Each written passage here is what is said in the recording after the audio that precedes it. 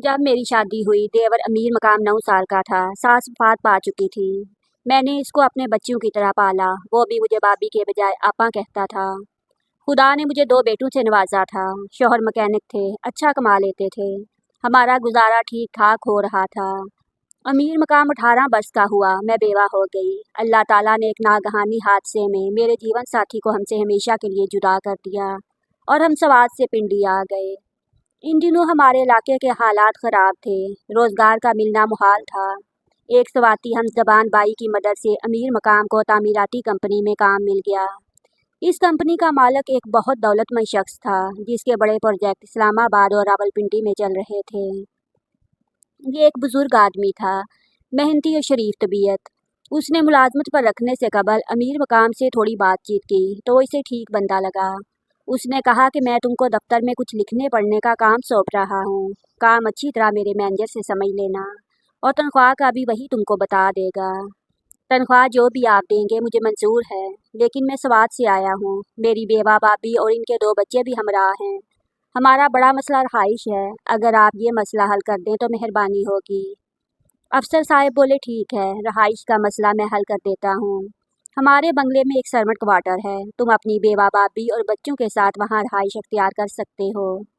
अफसर साहब ने जब हमारी दास्तान हयात सुनी, अज़ारे हमदर्दी उन्होंने अमीर मकाम की तनख्वाह भी माकूल मुकर्रर कर दी। वो मैट्रिक पास था, मजदूरी के बजाय उसको दफ्तर का काम दिया। अमीर मकाम ने जब मुझे ये खबर दी कि साहिब की कोठी के सर्वेंट क्वार्टर में हमारी रहाइश का बंदोबस्त हो गया है तो मैं खिल उठी। जल्दी से बच्चों के कपड़े रखे।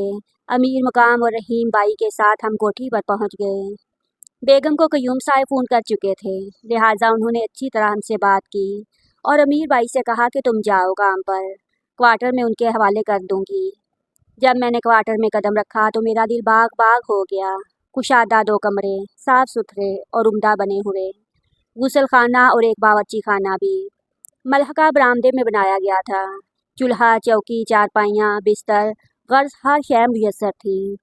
अल्लाह ताला मसबुल इसबाब है। उसने हमारे रहने का बहुत अच्छा बंदोबस्त इतनी जल्दी कर दिया कि मैं शुक्र अदा करते न थकती थी। एक रोज़ बाद बेगम ने मुझे बुलाकर पूछा, तुम्हारा नाम क्या है? खदीजा बीबी नाम है। अमीर मुकाम जो मेरा देवर है वो मुझे आपा बीबी कहकर बुलाता है। बहुत अच्छी बात है, वो कहने लगी। मैं भी तुमको आपा बीबी कहूँगी। दरअसल मैं अकेली हूँ, इस वजह से मेरा जी घबराता है। तुम मेरा काम करोगी तो खाना और तुम्हारी अलग तनख्वाह तुमको मिल जाएगी और मेरी तन्हाई भी दूर हो जाएगी। बच्चों को पढ़ाना चाहो तो हम उनको स्कूल में दाखिल करा देंगे। इससे अच्छी और क्या बात हो सकती थी। मुझे काम मिल रहा था, तनख्वाह और खाना, बमा रहाइश, सभी मसले हल हो रहे थे। शाम को जब अमीर मुकाम को छुट्टी होती वो भी आ जाता। अमीर मुकाम की तनख्वाह साहब ने माकूल रखी थी।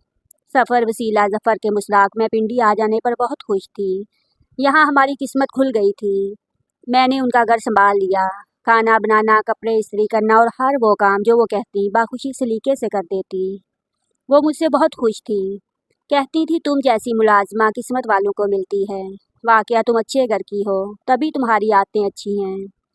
मैंने बताया, बेगम साहिबा, मेरे वालिद का स्वात में सेबों का बाग था और मेरे खामद और सुसर भी पहले सेबों के ताजर थे।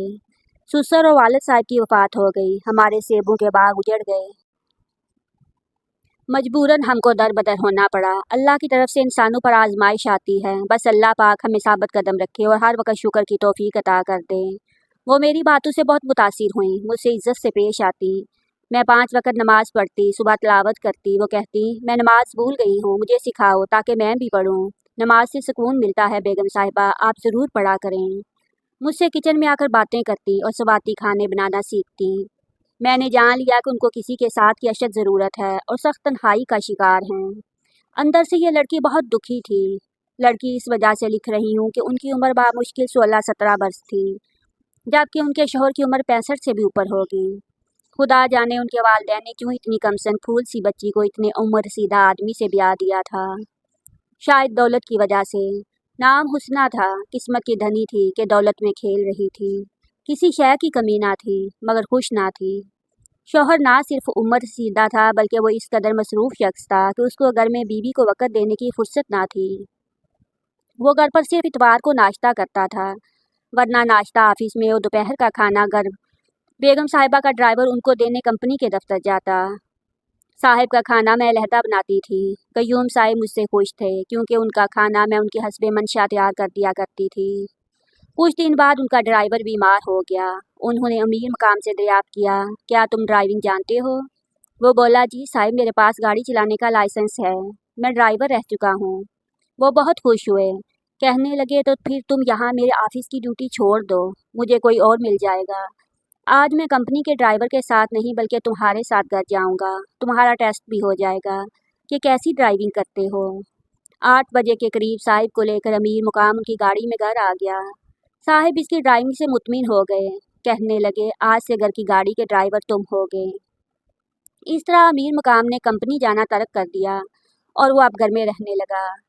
बेगम साहिबा ने कहीं जाना होता, कोई घर का सौदा सल्फ मंगवाना होता या साहिब को दफ्तर पहुंचाने और दोपहर को फिर खाना देने जाना होता, ये तमाम काम अब अमीर मुकाम के सपुर्द हो गए। अमीर मुकाम को भी सहूलत हो गई, उसको खाना घर का मिलने लगा। वो क्वार्टर में आराम कर लेता। घर में रहने से अमीर मुकाम और बहुत से घरेलू काम कर दिया करता। फारिग बैठने की उसकी आदत नहीं थी। हम बाबी देवर ने साहिब का घर इतनी अच्छी तरह से संभाल लिया कि वो छोटे छोटे मिसाइल से बेनियाज हो गए। दोनों मियाँ बीवी हमारी इज्जत और कदर करने लगे और हम भी पूरी दयानतदारी और खलूस से उनकी खिदमत करते थे। घर में अमन सुकून था तो हमारी ज़िंदगियों में भी अमन सुकून था। मेरे बच्चे स्कूल जाने के काबिल हो गए। उन्होंने एक करीबी औसत दर्जे के स्कूल में दोनों बच्चों को दाखिल करा दिया। मैं उनको पैदल स्कूल पहुंचा आती। अमीर मुकाम घर में होता तो वही लाने पहुंचाने का काम कर देता। गरज हमारी ज़िंदगियों में एक ठहराव आ चुका था। एक रोज़ बेगम ने बातों बातों में बताया, आपा बीबी, जैसे तुम पर वक्त पड़ा है, मेरी वालदा पर भी इसी तरह का वक्त पड़ा था।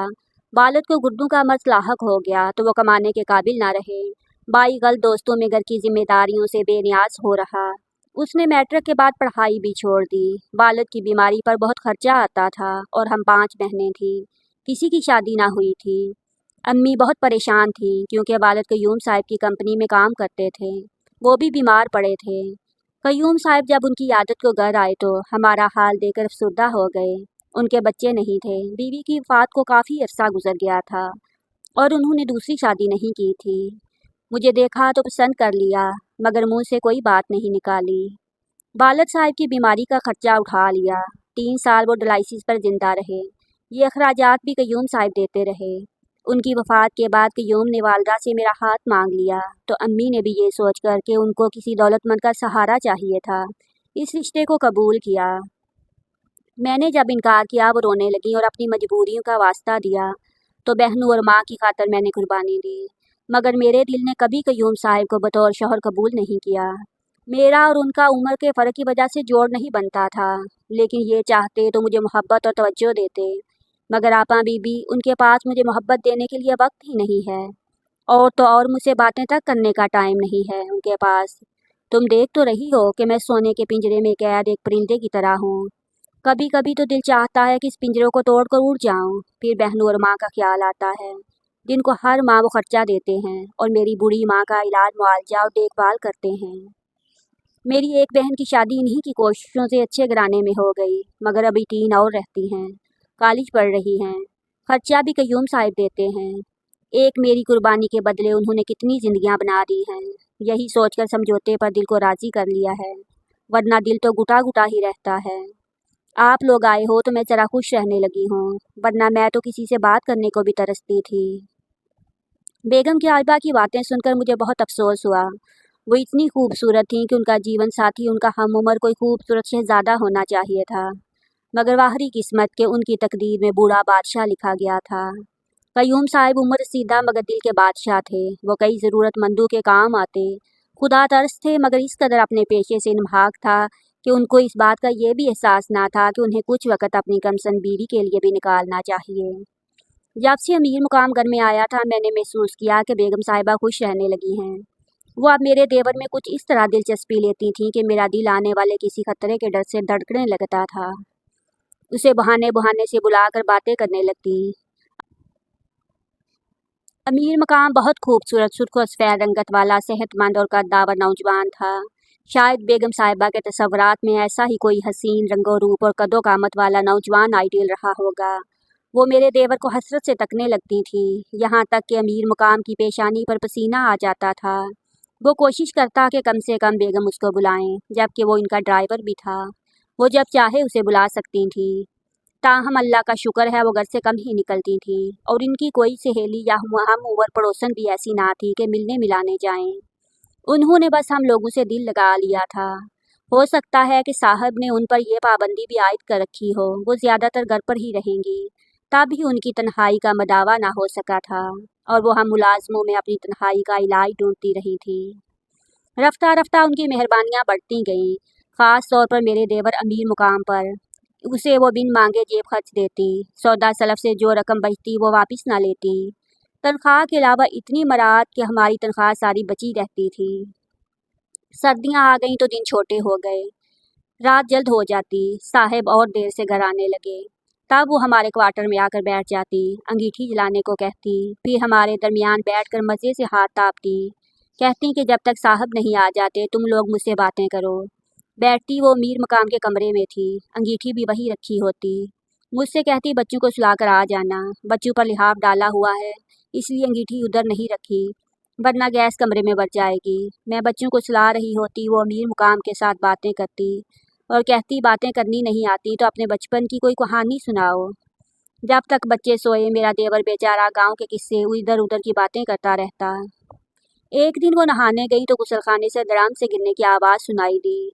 अमीर मुकाम बरामदे में बैठा अपनी साइकिल साफ कर रहा था, जबकि मैं किचन में थी। बेगम साहिबा की चीख सुनकर मैं दौड़ी। सोचा गुसलखाने का दरवाज़ा अंदर से बंद हुआ तो कैसे देखूंगी कि क्या हुआ है। लेकिन जब दरवाजे को हाथ लगाया वो खुल गया। सोचा कि शुक्र है उन्होंने लॉक नहीं किया था। मैं अंदर गई तो वो फर्श पर गिरी हुई थी, शायद पैर फिसला था, वो बेहोश थी, शायद ज़्यादा चोट आई थी। मैंने उठाना चाहा, मुझसे ना उठाई गई। चादर से उनका बदन ढांपा और देवर को आवाज़ दी। चीख उसने भी सुनी थी और वो बरामदे से किचन तक आ गया था।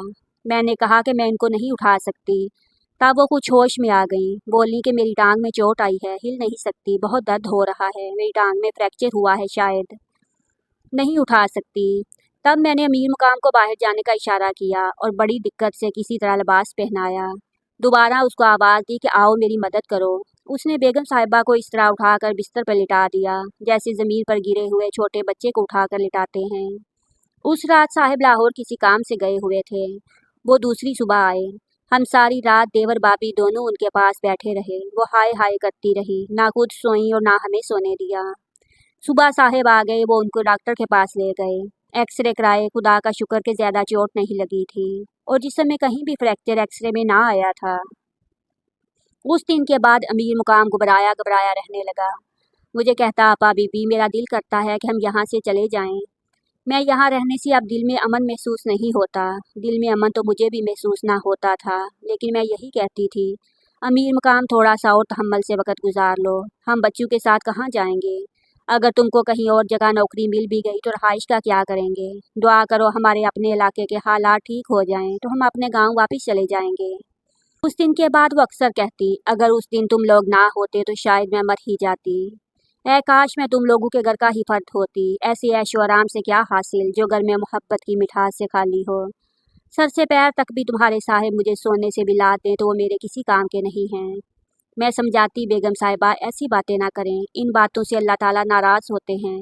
शुक्र करें कि आप हम जैसों से बेहतर हैं। हमें देखिए, अपने घर में खुद को महफूज ना समझा तो दर बदर हो गए हैं। आपको अल्लाह ने महफूज कर दिया है, हर नेमत दी है, अल्लाह का शुक्र करें। मगर उनके अंदर का इस्तराब ऐसा था कि जिसको हम समझ कर भी नहीं समझना चाहते थे। बिल आखिर एक दिन अमीर मुकाम से उन्होंने अपने दिल की बात कह दी, जिस पर उसने उनको समझाया कि बीबी मैंने साहिब का नमक खाया है, मैं नमक हरामी नहीं कर सकता।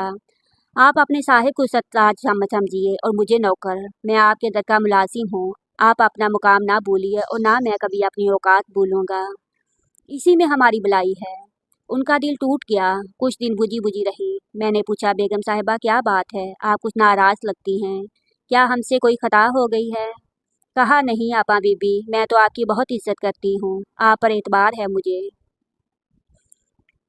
मैंने जवाब दिया अगर एतबार है तो फिर मुझे बता दीजिए कि आप क्यों ऐसी बुझी बुझी हैं। कुछ झिझकते हुए उन्होंने कहा मैं कयूम के साथ नहीं रहना चाहती, ये ज़रूरत की शादी थी, मैं इसको तोड़ना चाहती हूँ, तुम लोग मेरा साथ दो।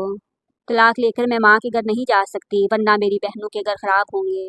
मैं चाहती हूँ कि कयूम से तलाक ले लूँ और अमीर मुकाम से शादी करके दिली खुशी के साथ घर बनाऊँ।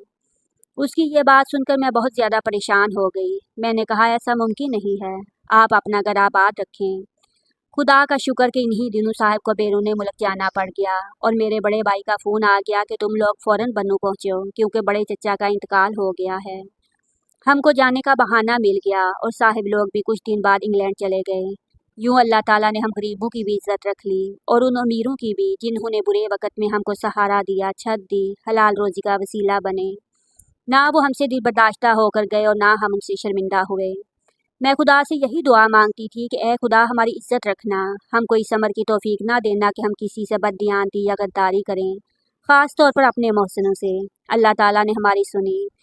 दुआ है बेगम साहिबा जहाँ भी हों खुश रहें, क्योंकि खुशी और गम बांटने वाली तो अल्लाह की ज़ात है। लेकिन बेटी का रिश्ता करते वक्त माँ बाप को ये ज़रूर सोचना चाहिए कि रिश्तों में उम्रों का इतना फ़र्क ना हो कि बेटी उम्र भर सच्ची खुशी को तरसती रहे।